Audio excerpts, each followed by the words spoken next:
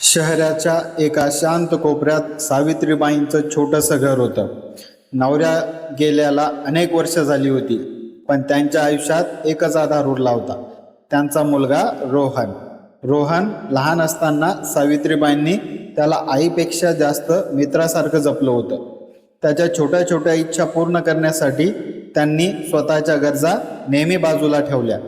रोहनला नवीन शाळेची बॅग हवी असेल तर त्यांनी स्वतःसाठी साडी घेणं पुढे ढकललं.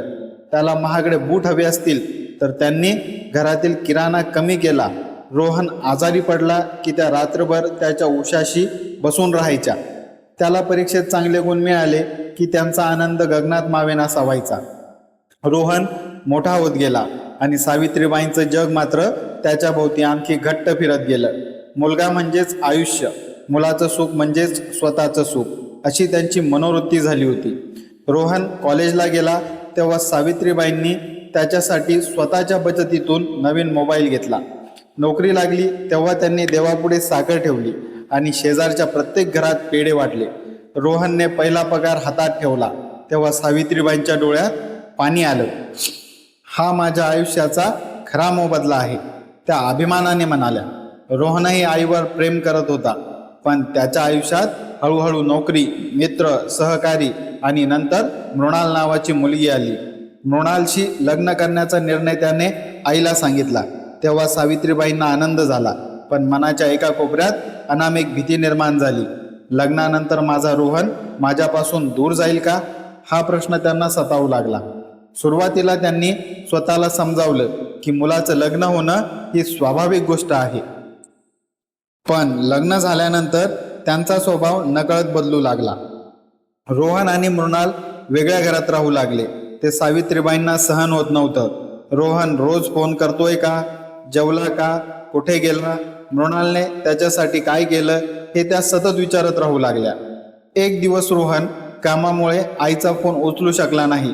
2 तासांनी फोन केल्यावर सावित्रीबाईंनी रागाने विचारलं, एवढा वेळ कुठे होतास, माझा फोन उचलायला तुला वेळ नाही.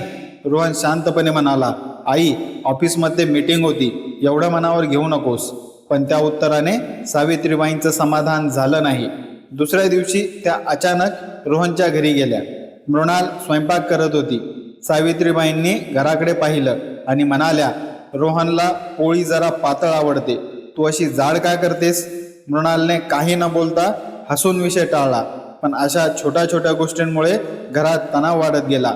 रोहनला आईची काळजी समजत होती, पण तिची अतिरेकी आसक्ती त्याला त्रास देऊ लागली.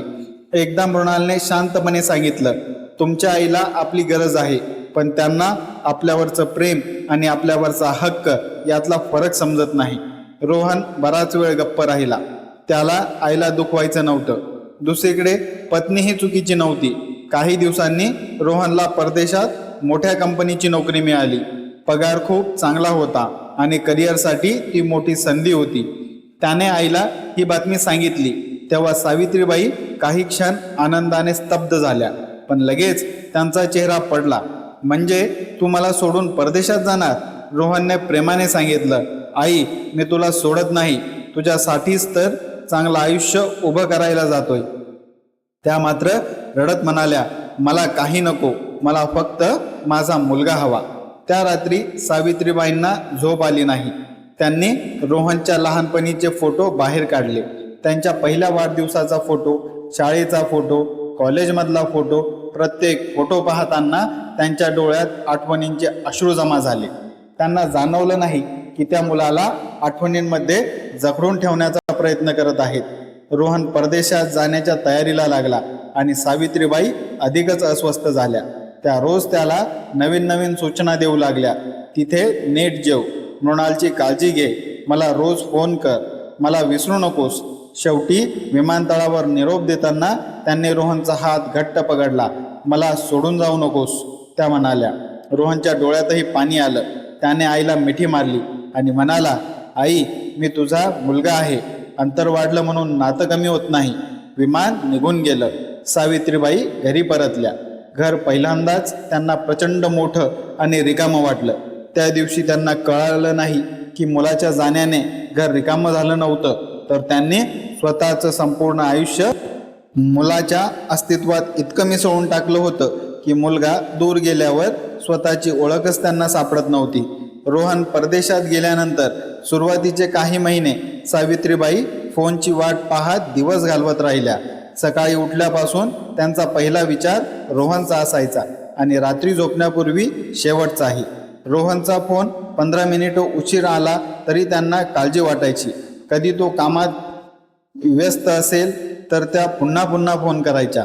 हळूहळू रोहनला आईच्या फोनचा ताण जाणवू लागला. एक दिवस त्याने थोडं कठोरपणे सांगितलं, आई, मला तुझी खूप काळजी आहे, पण माझंही स्वतःचं आयुष्य आहे. तू प्रत्येक क्षणी माझी वाट पाहत बसू नकोस. हे ऐकून सावित्रीबाईंच्या मनाला फार मोठा धक्का बसला. त्यांनी फोन ठेवला आणि बराच वेळ रडत बसल्या. ज्याच्यासाठी सगळं केलं त्यालाच आता माझी गरज नाही, असा विचार त्यांच्या मनात आला. दुसऱ्या दिवशी शेजारच्या शैलजा काकू त्यांना भेटायला आल्या. त्यांनी सावित्रीबाईंची अवस्था पाहिली आणि म्हणाल्या, तू मुलाला वाढवलंस, हे तुझं प्रेम होतं, पण आता त्याला स्वतःचं आयुष्य जगू दे, हे त्याहून मोठं प्रेम आहे. सावित्रीबाई गप्प राहिल्या. शैलजा काकूंनी पुन्हा विचारलं, रोहनच्या आधी तू कोण होतीस, हे आठवतंय का? त्या प्रश्नाने सावित्रीबाई विचारात पडल्या. त्यांनी खूप वर्षांनी स्वतःच्या आयुष्याकडे मागे वळून पाहिलं. लग्नाआधी त्यांना चित्रकला आवडायची. त्या सुंदर चित्र काढायच्या. त्यांना भजन म्हणायला आवडायचं. गावातील महिलांना वाचायला शिकवण्याची त्यांची इच्छा होती. पण लग्नानंतर संसार आणि नंतर रोहनच्या संगोपनात त्या स्वतःला विसरून गेल्या होत्या. त्यांनी कपाटातून जुनी चित्रांची वही बाहेर काढली. पानावर धूळ साचली होती, पण रंग अजूनही जिवंत होते. त्या हळूहळू पुन्हा चित्र काढू लागल्या. सुरुवातीला हात थरथरत होता, पण काही दिवसांनी त्यांच्या चित्रांमध्ये पुन्हा रंग भरू लागले. त्यांनी शेजारच्या मुलांना चित्रकला शिकवायला सुरुवात केली. नंतर परिसरातील काही महिलांना वाचन लेखन शिकवू लागल्या. त्यांच्या दिवसाला आता अर्थ मिळू लागला. रोहनचा फोन आला की त्या आनंदाने बोलायच्या, पण फोन ठेवून पुन्हा स्वतःच्या कामात रमायच्या. एकदा रोहनने विचारलं, आई, तू आजकाल खूप बदलली आहेस, तू आनंदी वाटतेस. सावित्रीबाई हसून म्हणाल्या, हो, माझं आयुष्य पुन्हा सापडलं. रोहन काही क्षण शांत राहिला. आई, मला माफ कर, मी तुला कधीच दूर करायचं नव्हतं. सावित्रीबाई म्हणाल्या, तू मला दूर केलं नाहीस रे, मीच तुला इतकं जवळ धरलं होतं की तुला श्वास घेण्याची जागा उरली नव्हती. फोनच्या दुसऱ्या बाजूला रोहनच्या डोळ्यात अश्रू आले. काही महिन्यांनी रोहन आणि मृणाल भारतात आले. यावेळी सावित्रीबाईंनी त्यांचं स्वागत केलं, पण पूर्वीसारख्या अपेक्षांनी नाही. मृणाल स्वयंपाकघरात गेली तेव्हा त्यांनी तिच्या हातून भाजी घेतली आणि म्हणाल्या, तू जशी करतेस तशीच कर, रोहनला आता तुझ्या हातची चव आवडते. मृणालने त्यांच्याकडे पाहून हसत मिठी मारली. त्या मिठीत पूर्वीचा दुरावा विरघळून गेला.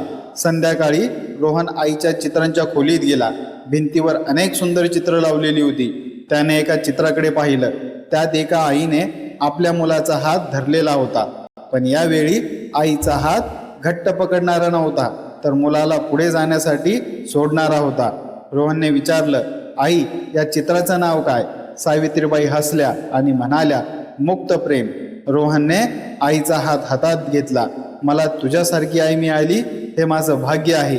सावित्रीबाईंच्या डोळ्यात पाणी आलं. त्या म्हणाल्या, आणि मला तू मिळालास, हे माझं भाग्य आहे. पण लक्षात ठेव, आईचं प्रेम मुलाला बांधून ठेवण्यासाठी नसतं, त्याला उंच भरारी घेण्यासाठी, बळ देण्यासाठी असतं. त्या दिवसानंतर सावित्रीबाई आणि रोहनचं नातं आणखी सुंदर झालं.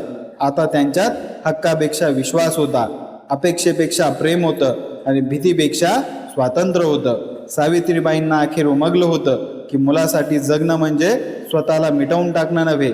आईने स्वतःचं अस्तित्व जपलं, स्वतःची स्वप्न जगली आणि मुलाला त्यांचं आकाश दिलं तर आईचं प्रेम पूर्ण होतं. त्यांनी आयुष्यभर मुलाला हात धरून चालायला शिकवलं होतं, पण शेवटी मुलाचा हात सोडून स्वतःच्या पायावर उभं राहणं त्यांनी स्वतः शिकलं होतं. आणि त्या क्षणी त्यांना जाणवलं, आई होणं म्हणजे मुलाला स्वतःमध्ये सामावून घेणं नाही, तर त्याला स्वतःपासून दूर जाऊनही आनंदाने जगता येईल इतकं प्रेम देणं होय. मित्र आणि मैत्रिणींनो, ही कथा तुम्हाला आवडली असेल तर लाईक करा, शेअर करा, कॉमेंट करून तुमचं मत नक्की सांगा आणि आमच्या चॅनलला सबस्क्राईब करा. कथा पूर्ण ऐकल्याबद्दल तुम्हा सर्वांचे मनपूर्वक धन्यवाद.